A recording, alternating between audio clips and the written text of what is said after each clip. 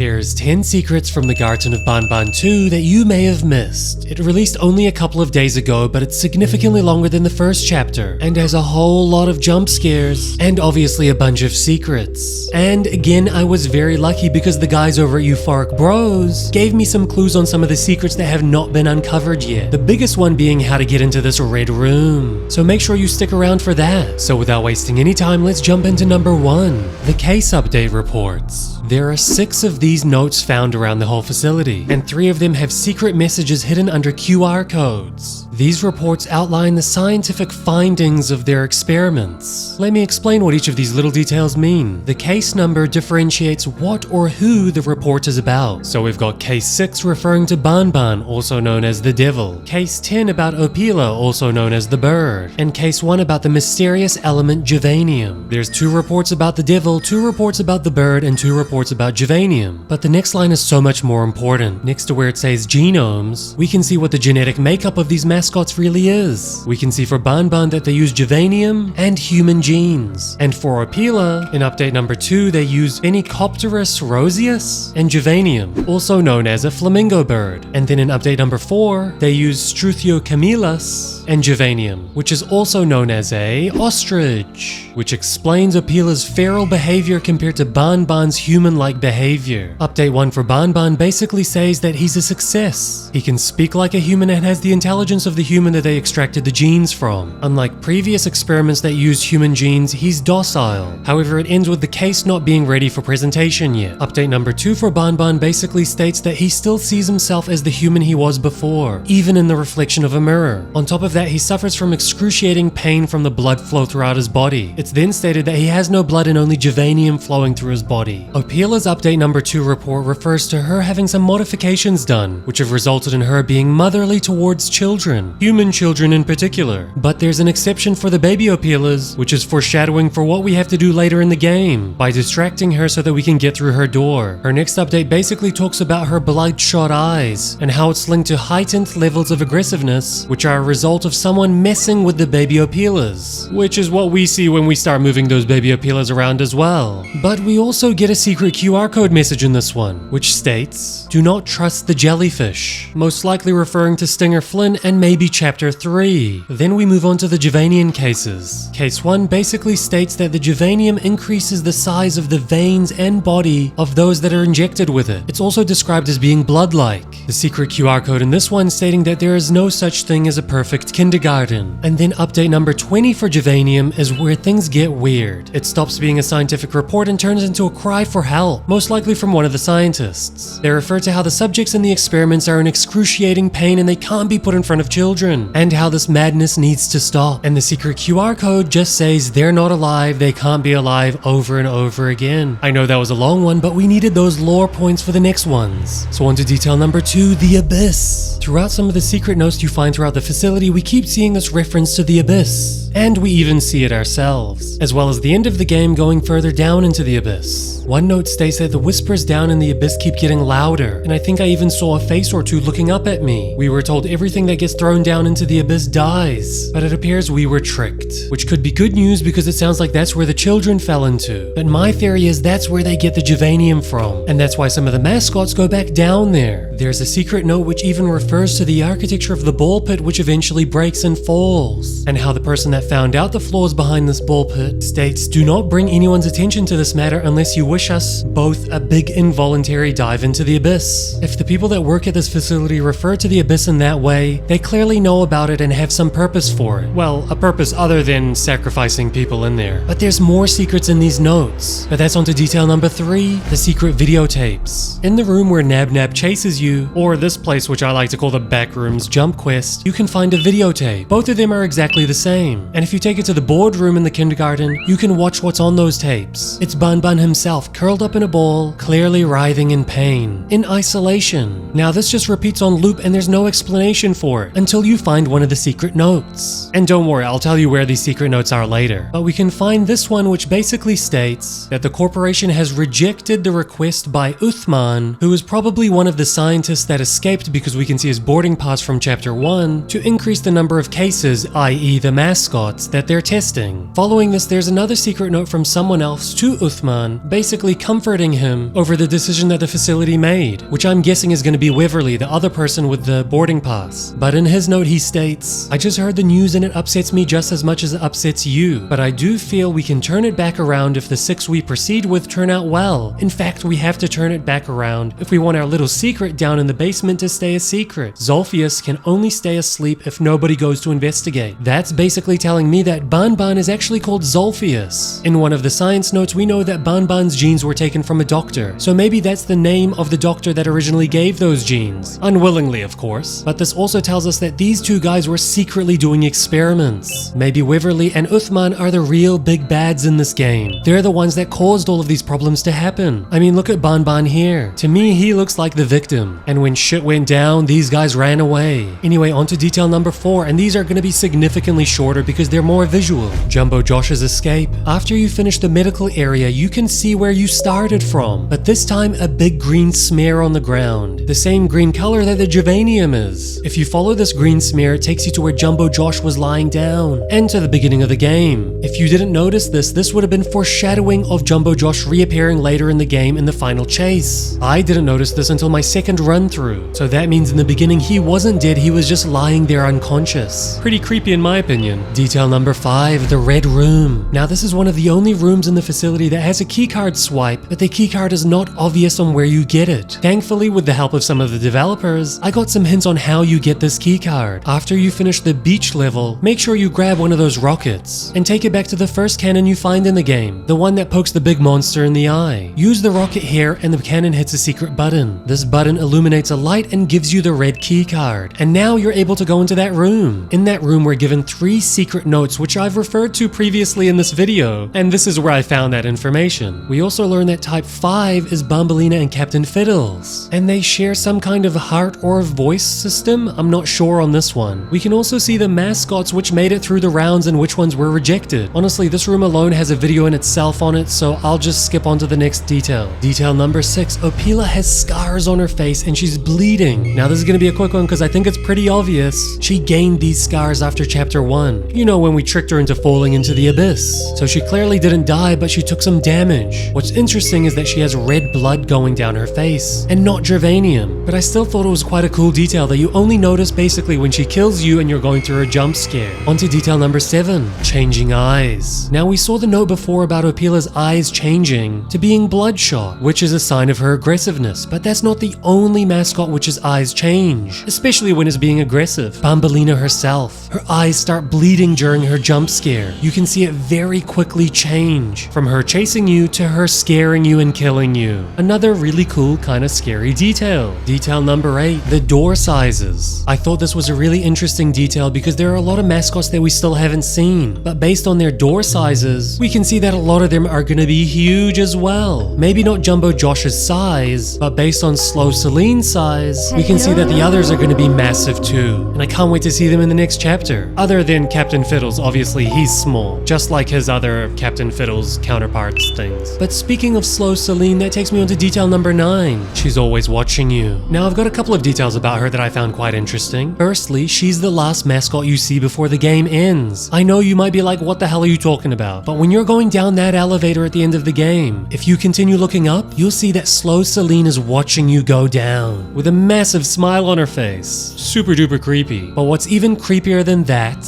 are her 3rd and 4th voice lines. Remember the part where you run away from her until you find a door that you can enter? If you run away far enough, she'll have some more voice lines to show you. The 3rd one being, "Please, it hurts."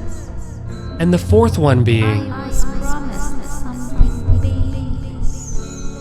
Now you can see why those notes in the beginning of this video were so important, because she's literally telling us that she's in pain. Not only that, but she says I was promised something painless, therefore indicating that she was tricked into participating in these experiments. It's starting to paint quite a sad picture for the people that were involved in these experiments. But goddamn, she is so fast when she kills you. And on to detail number 10, Nab Nab. Now you're gonna love this one. Nab Nab is Banban backwards. Yeah, that was detail number 10. Nah, I'm just kidding. There's another secret behind this guy. He's actually watching you during the final chase. And we can prove this if we go all the way back after Bambalina dies. You can see him hiding behind a corner once again, just like we saw him in the beginning of the game. Now I know he kills us during the game, but I'm still not convinced that he's fully a bad guy. I think he's a misunderstood, rejected mascot. But I have a feeling he'll reappear in chapter 3, so we'll find out then. Now look, I hope you enjoyed this video, and if there are any details that I missed, please tell me. Now there's one last thing you need to do. Subscribe and follow my socials within the next minute, or else this will happen.